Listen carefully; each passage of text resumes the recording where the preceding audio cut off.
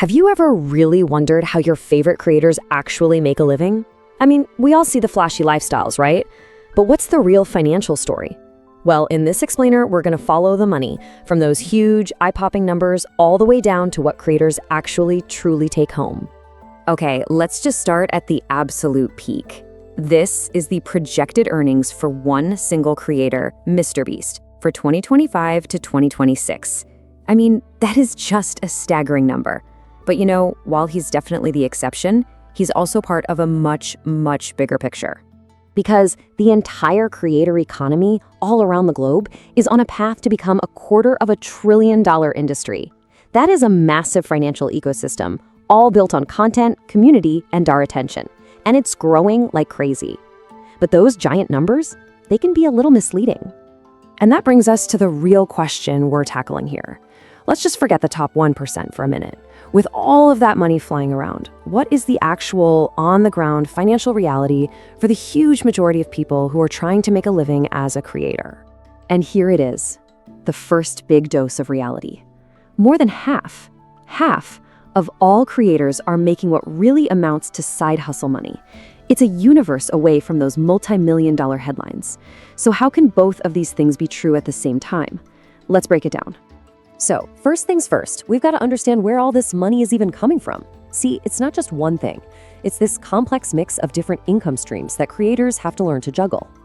You know, even with all the cool new features like subscriptions and fan funding, brand sponsorships are still the undisputed king. They make up almost 60% of the entire pie. Now, payouts from platforms like YouTube and TikTok, they're a big chunk for sure, but they are a distant second. And the size of that brand sponsorship pie? It is absolutely exploding. By 2026, advertisers here in the US alone are going to be spending nearly $44 billion on creators. Now, to put that into perspective for you, that spending is growing 4 times faster than all other media spending combined. The money is definitely there, but where does it all go? But here's where it all gets complicated. That money, it doesn't just land in a creator's bank account. No, it has to go through what we can call a money waterfall, where every single dollar that comes in the door gets smaller and smaller and smaller as it flows down. So let's follow a hypothetical creator. Let's say she's a successful mid-tier creator. She's had a fantastic year, grossing $150,000 from a really healthy mix of sources.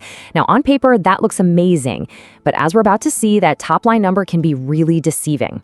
Right, that 150 grand is just the starting line. It has to pass through 4 major deductions before our creator sees a single dime of actual profit for herself.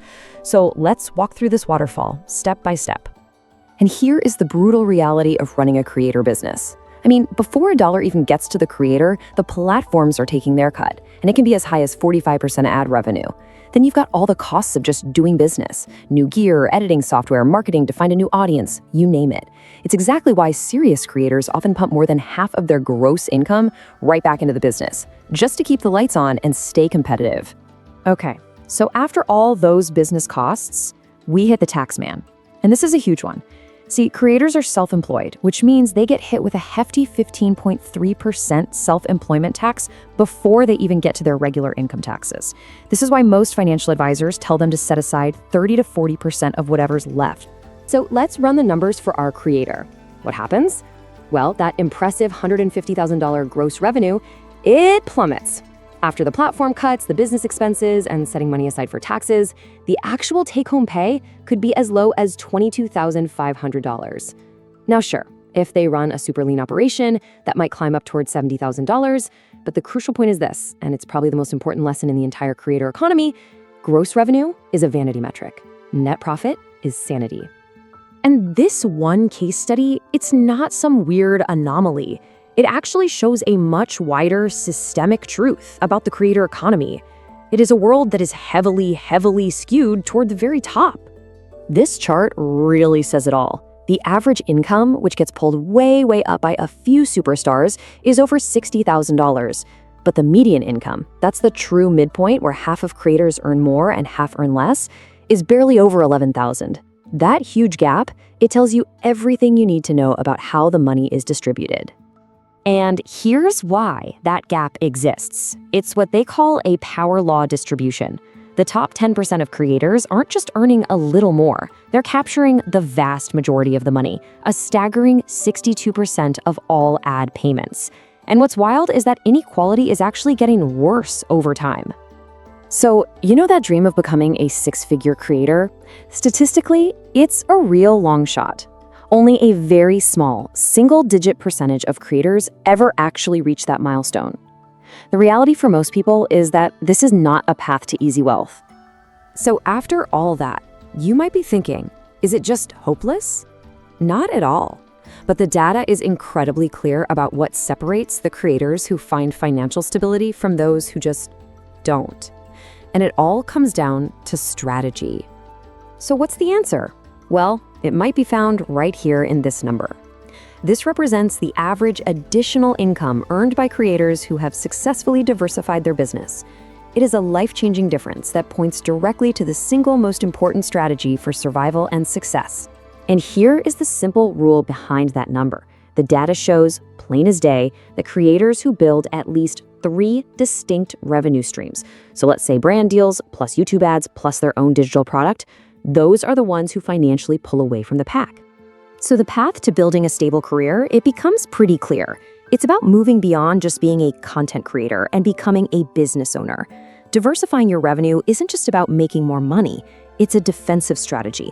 It protects you against a single platform changing its algorithm and just wiping out your income overnight. Building audience trust is what lets you sell products or services directly to them. And owning your own assets, like an email list, that's the ultimate insurance policy. It's a direct line to your audience that no tech giant can ever take away from you. That is how you build resilience. Which really leaves us with one final thought. When you look at the massive potential upside, the incredibly high failure rate, the need for heavy reinvestment, and the focus on building your own assets, you really have to ask, are we talking about a new type of career here? Or is every single creator essentially the founder of their own high-risk startup?